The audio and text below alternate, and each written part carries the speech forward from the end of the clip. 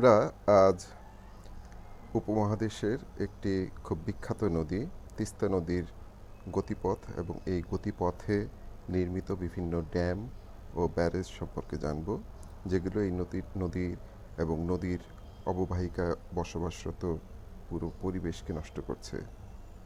প্রথমে দেখি আমরা তিস্তা নদীটিকে। হিমালয় থেকে তিস্তা নদী উৎপন্ন হয়ে সিকিম এবং ভারতের পশ্চিমবঙ্গের উপর দিয়ে বাংলাদেশে যমুনা নদীতে এসে পৌঁছেছে। তিস্তার উৎপত্তিস্থল হচ্ছে হিমালয়ে এবং হিমালয়ের পুনহারি পার্বত্য এলাকার সাওলামো যে গ্লেসিয়ার লেক আছে, সেই লেক থেকে এটার উৎপত্তি এবং সেখান থেকে তিস্তা নদী ধীরে ধীরে তার গতিপথ নিয়ে দক্ষিণ দিকে প্রবাহিত হয়েছে। উত্তর থেকে দক্ষিণ দিকে প্রবাহিত হয়ে এটা ধীরে ধীরে ভারতের উপর দিয়ে এসেছে।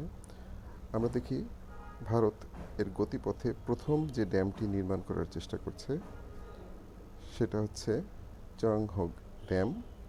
এখানে ড্যাম তৈরির ইনফ্রাস্ট্রাকচার আমরা দেখতে পাচ্ছি, ড্যাম তৈরি হচ্ছে এবং ড্যাম তৈরি করার জন্য তিস্তা নদীর পানিকে এখানে দেখুন সুড়ঙ্গ তৈরি করে তিস্তা নদীর পানিকে সুড়ঙ্গের ভেতর দিয়ে প্রবাহিত করে, এখানে দেখুন এখানে পানি নেই, তিস্তা নদীর যে মূল প্রবাহ এখানে থাকার কথা নেই, সুড়ঙ্গের ভেতর দিয়ে পানি সরিয়ে এদিক দিয়ে বের করে দেওয়া হয়েছে এবং এখানে ড্যাম তৈরি করা হচ্ছে। এর পরবর্তী যে ড্যামটি ইতিমধ্যে তৈরি হয়ে গেছে সেটি হচ্ছে তিনটেক ড্যাম। এখানে সেই তিনটেক ড্যামটি আমরা দেখতে পাচ্ছি। ড্যামটি তৈরি হয়ে গেছে এবং এটি কার্যকর। এর মাধ্যমে তিস্তার পানি প্রবাহ বন্ধ করে দিয়ে বিদ্যুৎ উৎপাদন করা হচ্ছে। এর পরবর্তী যে ড্যাম সেটি হচ্ছে শেরওয়ানি ড্যাম। এখানে শেরওয়ানি ড্যামটি আমরা দেখতে পাচ্ছি। শেরওয়ানি ড্যাম, এখানেও পানি আটকে দিয়ে বিদ্যুৎ উৎপাদন করা হচ্ছে এবং পরে পানি ছেড়ে দেওয়া হচ্ছে। এর পরবর্তী যে ড্যাম সেটি হচ্ছে রায়ান ড্যাম, আরও দক্ষিণে।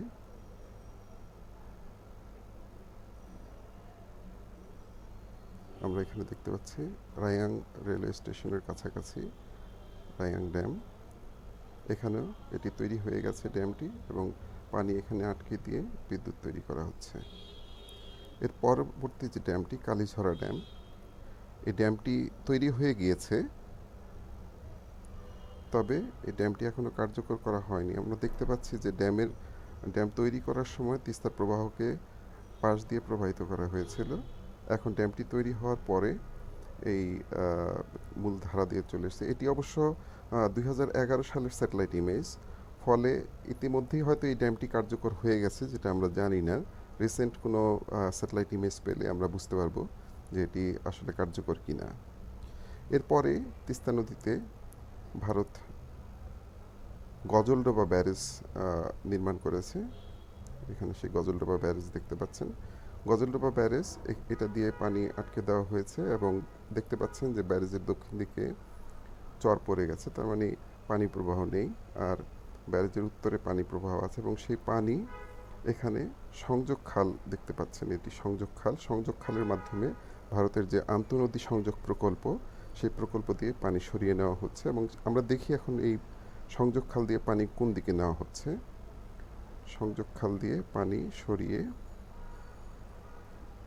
আরও পশ্চিম দিকে এখানে বাংলাদেশের সীমান্ত আমরা দেখতে পাচ্ছি। পঞ্চগড়ের উত্তরাংশে যেখানে মহানন্দা নদী, সেখানে মহানন্দা ব্যারেজ ভারতের। এই মহানন্দা ব্যারেজে আমরা দেখতে পাচ্ছি ব্যারেজের দক্ষিণ দিকে চর পড়ে গেছে, এখানে পানি প্রবাহ নেই, পানি এখান দিয়ে সরিয়ে এই সংযোগ খাল দিয়ে আবার আরও পশ্চিমে সরিয়ে ভারতের পশ্চিমবঙ্গের বিস্তীর্ণ এলাকায় সেচ এবং চাষাবাদের কাজে ব্যবহার করা হচ্ছে। একটি আন্তর্জাতিক নদী থেকে এভাবে পানি সরিয়ে নেওয়া মোটেও ঠিক নয়। যে কোনো নদীকে এভাবে বাধা দেওয়া ঠিক নয়, তাতে পরিবেশ বিপর্যয় হয়।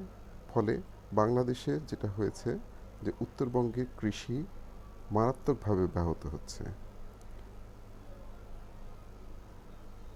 এই ভিডিওর উদ্দেশ্য ভারত বিরোধিতা নয়, একটি আন্তর্জাতিক নদীকে কিভাবে ধ্বংস করে দেওয়া হচ্ছে, সেই নদীর উপর নির্ভরশীল জনগোষ্ঠী, পরিবেশ, প্রতিবেশ এবং বাস্তু ব্যবস্থাকে কীভাবে নষ্ট করা হচ্ছে সেটি দেখানোই ছিল এই ভিডিওর উদ্দেশ্য। আপনারা দেখতে পাচ্ছেন তিস্তা ব্যারেজের দক্ষিণ পূর্ব দিকে কীভাবে ভূমি শুষ্ক হয়ে গেছে এবং পানি প্রবাহ নেই। সবাইকে ধন্যবাদ।